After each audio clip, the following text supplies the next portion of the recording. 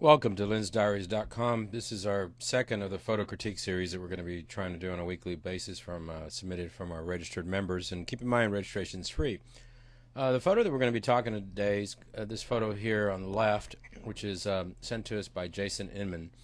And Jason really sent me a beautiful email that really caught my attention, talking about how he's shooting more into the editorial fashion arena, and he's really into focusing on composition, light, and shadow. So we're going to focus on that somewhat.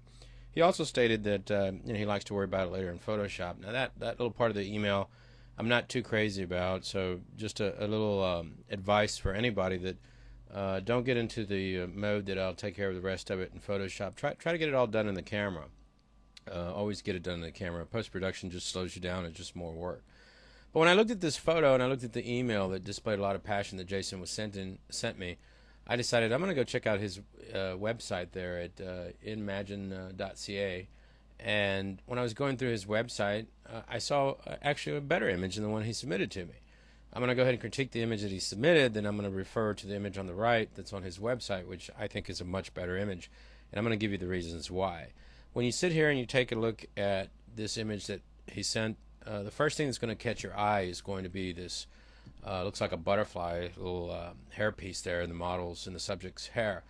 Rule of thumb, when you have white in an image, the human eye always goes to the lightest part of the image. So in this case, it's going to hit that area first, which kind of takes away from the subject. And without seeing this image in an editorial context, such as an article or a fashion spread, I'm not sure if it's he's trying to accomplish a beauty image, trying to show off the hair piece, the hair itself, or perhaps this jewelry that seems to run down the side of the model here.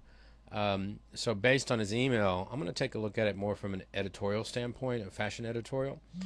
The first rule of thumb in fashion editorial is normally the model would not look at you like you see here. Her eyes are looking straight at you.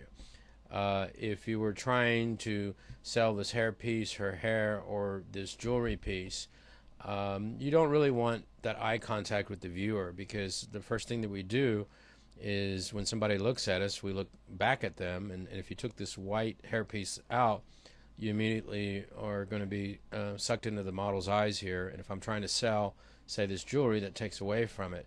And if you looked at the image over here on the right, you can see how the model is looking off, which is great.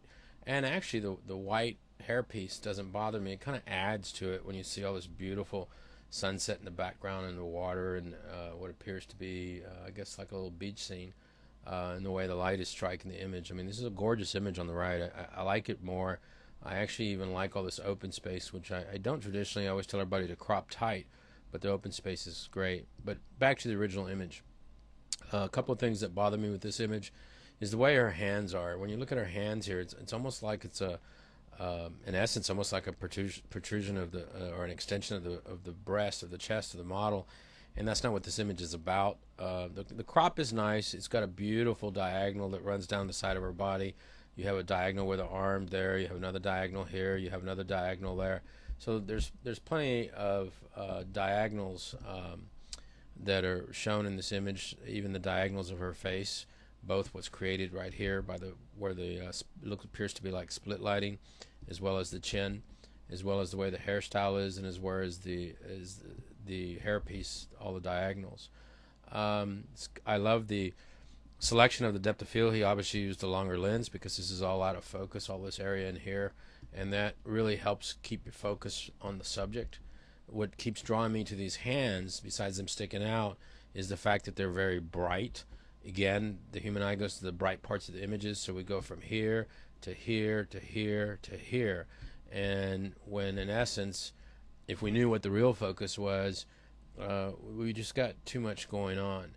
And again, based on his email, I would stick with the editorial fashion concept that he has over here on his website, and I would just basically ditch this image. It's kind of like they say, the weakest image in your portfolio, or the strength of your portfolio, is only as strong as the weakest image in the portfolio. And so this would be definitely a weaker image, so I would just toss it and I would stick with the one that he has online.